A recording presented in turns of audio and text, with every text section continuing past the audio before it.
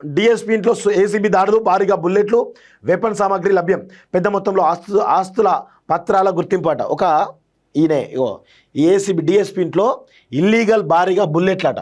ఏంది, ఏం చేస్తూ ఉన్నారు మీరు? అసలు ఏందంత నాకు అర్థం కాదు. ఈ పోలీస్ డిపార్ట్మెంట్ ఎట్లా తయారనంటే చూడండి, సూర్యాపేట డిఎస్పీ పార్థసారథి ఇంట్లో సోదాలు చేస్తే పెద్ద ఎత్తున బుల్లెట్లు అవేవో సామాగ్రి బయటపడ్డాయట.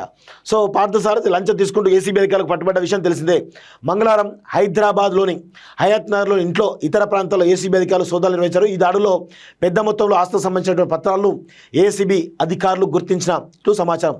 ఈ క్రమంలో పార్థసారథి ఇంట్లో అక్రమంగా నిల్వహించిన 25 లైవ్ బుల్లెట్లు, 65 ఉపయోగించిన బుల్లెట్లు ఏసీబీ అధికారులు గుర్తించారు. 25 లైవ్ బుల్లెట్లట, 65 యూజ్ చేసినటువంటి బుల్లెట్లట.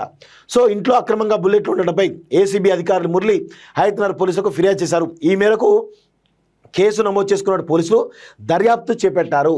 అసలు పార్థసారథి ఇంట్లో దొరికిన బుల్లెట్లు ఎక్కడివి, ఆయన ఇంట్లో ఎందుకున్నాయి, యూజ్ చేసిన బుల్లెట్లు ఎక్కడ ఉపయోగించారు అనేటువంటి కోణంలో పోలీసులు ఏసీబీ అధికారులు దర్యాప్తు చేస్తున్నారు. కాగా ఓ కేసులో రిమాండ్కు పంపించకుండా ఉండేందుకు నిందితు నుంచి 25 లక్షలు డిమాండ్ చేసి 16 లక్షలకు ఒప్పందం కూర్చుకున్నారు. ఈ అవినీతి కేసులో భాగంగా ఆధారాలతో సహా ఏసీబీ అధికారులు సోమవారం పట్టుకున్నారంటూ కనబడతా ఉంది. సో ఒక డిఎస్పీ ఇంట్లో యూజ్ చేసిన బుల్లెట్లు 65, సో కొత్తవేమో 25, అవి ఇల్లీగల్ బుల్లెట్లు, వాటికి లెక్కపత్రం లేదు.